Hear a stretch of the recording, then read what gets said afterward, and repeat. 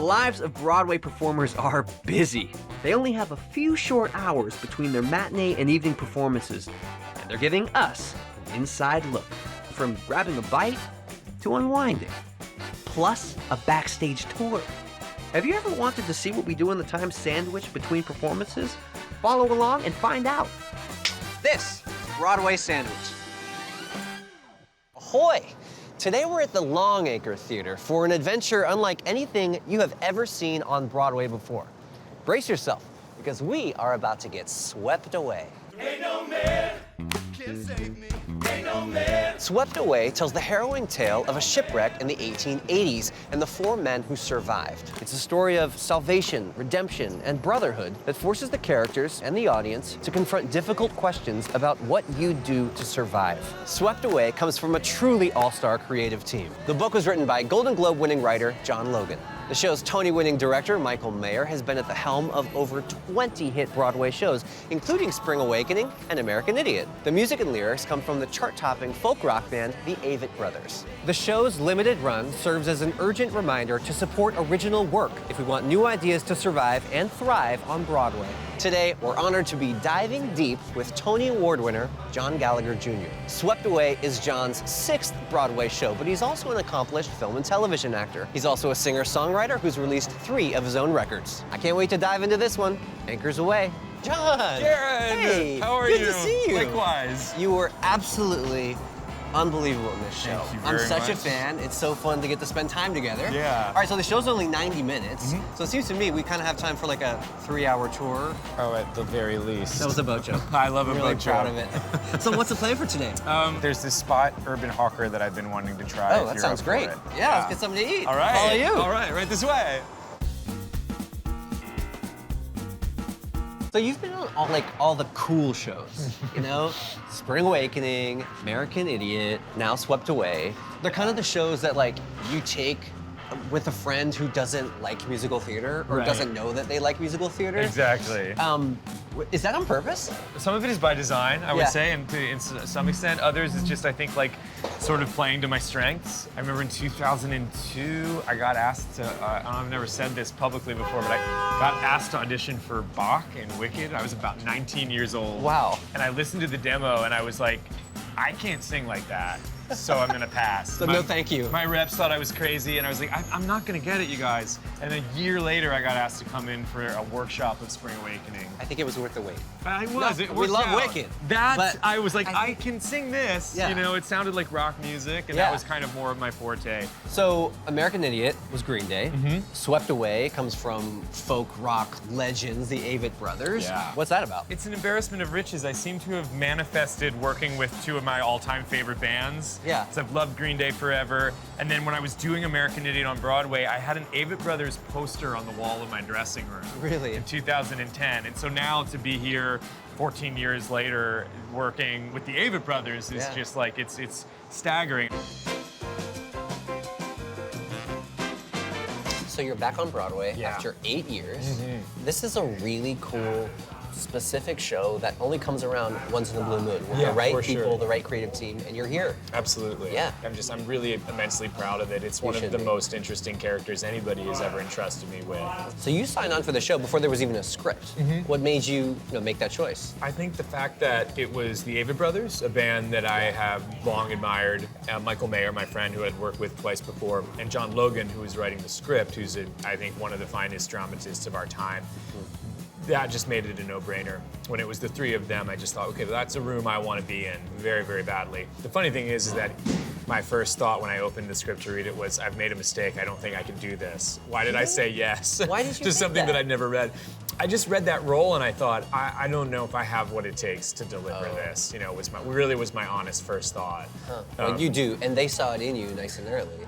Thank God it was Michael. I don't know that anybody else would have had that sort of trust in me. When you come into a space with a new show and a new character, do you have a plan, or do you sort of create the character in the room, to a certain degree? I have like inspiration. The character will tell you what it wants to be. I'm a firm believer in that. Like it'll start to kind of come through you. And the more I said the dialogue, the more I thought, Oh, I think his voice is starting to talk to me. Like, I know how he wants to sound. So this is your third show with Michael Mayer. Yeah. Spring Awakening, where you play a suicidal teenager. American Idiot, dealing with drugs and depression. And now, in Swept Away, dealing with some really complicated choices that people must face in certain situations. How do you sort of deal with that trauma? You have to just start to kind of like really tell your nervous system in a way like, don't worry, we've done this before. This isn't real. It isn't real, it's You're not gonna be happening. fine. In a few hours, you'll be on the couch and Right. everything will be okay.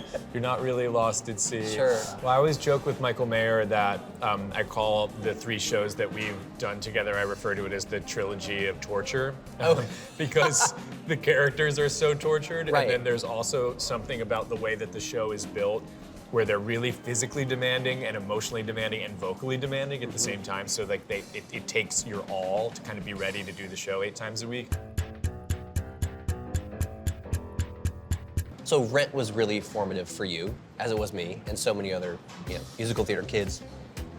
And I remember you saying somewhere that you were concerned that you would never be part of something that was that important. I think I have, a journal entry where Was that what it was? where I said something when I was like 13 or 14 where I was like, I can't go on because I know I'll never be part of something as special and vital and But then important as you Rent. were, because Spring Awakening. Yes, That yeah. was that show for so many was that people, me included. generations. Right, yeah. Oh my God, I mean, I saw that show and thought to myself, like, I remember seeing a downpool of light of you, one of the songs that you sang, and thinking, like, the world didn't matter, but I was so channeled by your story and what you were experiencing because I felt myself in your shoes. I also thought to myself, I want to do that one day. Oh, wow. Because of the way that I felt and what I thought it might feel like to be you in that moment. Whoa. And so you were that person for me, for example, but I know for many, many other people. So you totally proved yourself wrong, by the way. You're a 13-year-old journal entry, journaling self, Little John. So looking back on it now, what does that feel like to you? Oh, it's an absurd honor, and one that I didn't see coming, and one that I still feel like I reckon with all these years later. I can't believe my good fortune to be part of something that years from now will be finding its way into different people's ears. Well, that was great. Yeah. But before we get you back to the theater, while we were walking around, I noticed some pretty unusual offerings. And I thought it might be fun to try a few. What do you think? Oh, yeah, I'm down. All right, let's go get them. Let's do it. Okay. All right, so since your show is such an adventure, I thought we could try some adventurous, unusual foods. I love it. We've got stingray. Excellent. Moving on to the cakes. Blackberry ube, black sesame passion fruit, and I thought we could do like a sandwich rating system. So how many sandwiches out of 5 sandwiches? Oh, great. Broadway sandwiches, of course. Of course, yeah. Of course. Easy. Let's be a little bit naughty see what and we try got. some stingray. Bottoms up. I think I got mostly bone, but Yeah, how would you rate the bones? 4 sandwiches out of 5? For the bones? Wow. Yeah, flavor's good. I would give that like 3.5 to 4. 3.5 to 4. It's a tasty piece of fish. Yeah.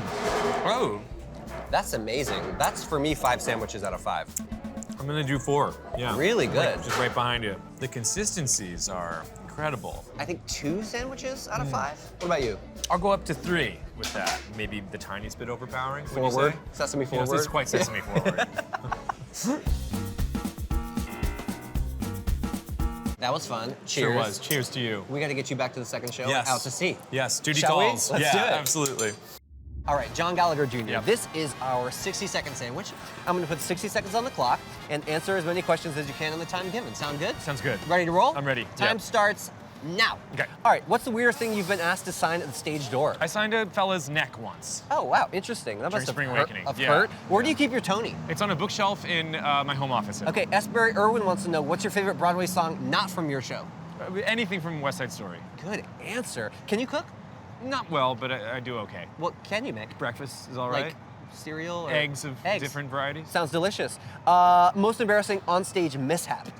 I went up at 2 different performances of a play called Port Authority by Conor McPherson at the Atlantic Theater Company in 2008 and had to call for line. It was very scary. It happens, it's live theater. It's true. Any tips for vocal health? Hydrate and find a good vocal warm-up. Nice. Early mornings or late nights? Late nights. Favorite sound? That honk that just happened. Right there. New York City. Good It's nothing like it. answer. You know. Worst habit? Staying up too late. Have you ever taken a prop from a show?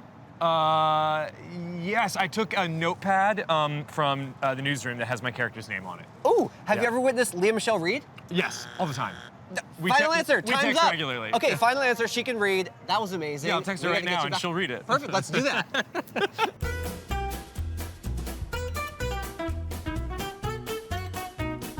I can teach you a really simple little step. I would love to learn. It's this simple really step. easy. All right. You just start with your right foot. Okay, let's jig. If I ever get If I ever get some money put away, you Some do the money other put one. away. I'm gonna take it all out to celebrate. in tempo. Okay, here we 5, go. 6, 7, 8. If I ever get some money put away, I'm gonna take it all out to celebrate.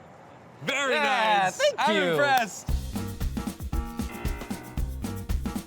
So you're in costume, you're ready to go. A couple more finishing touches, because you actually need to be ready like way before the show. My 30-minute call is 30 minutes before everybody else's call Right. because at half hour I get placed on stage. I'm in a bed. My character is seen at the start of the show in a tuberculosis ward in the early 1900s is where we meet my character. So for the 30 minutes as audience members are coming in and finding their seats, I'm on stage asleep for the whole time. And so what's that like? You're hearing everything from the ticket takers to people rolling in. Like, what does that feel like? Oh yeah, it's really great. At first I was really nervous that I was gonna have like a panic attack just lying still for 30 minutes knowing that everybody was coming in, but now it's actually a great way to kind of meditate, get in the zone for the show. Usually actors, you're always getting like, you know, pulled on for something. Someone's always coming into your dressing room at the last minute. There's one more thing I forgot. Hey John, can we tell you this? Can we tell you that?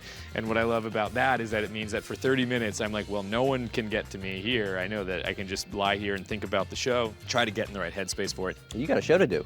I do actually. There's one last finishing touch, which is they're gonna put some fake tattoos on my my knuckles and my arm. Do you want to come see how it's done? Heck yeah, I do. Well, let's go. This way? Let's make some magic. Okay, tattoo time. I'm very excited about this one because it actually is based on an original art design by Seth Avid of the Avid Brothers. Wow. And he designed this skull that sort of has like musical notes for teeth. And the knuckles are basically just dates. This is going to say 1793, and then the left hand is 1805, and often whalers would get dates or years of famous shipwrecks tattooed as sort of a, you know, a commemoration for the lost, and so that was why we thought it would be interesting. You actually have a show to do. It's true. Second show of the day. Yep. Thank you for letting me spend time with you. It's been my pleasure. 3-hour tour. It's been so nice getting to know you. Have a good show. Thank I guess I you. should say safe travels. That works for this Sail one. away. Yeah, All right. absolutely. Sail away. Have fun. Thank you so See you much. next time. Thanks a lot. Bye, Jake. Take care. Yeah.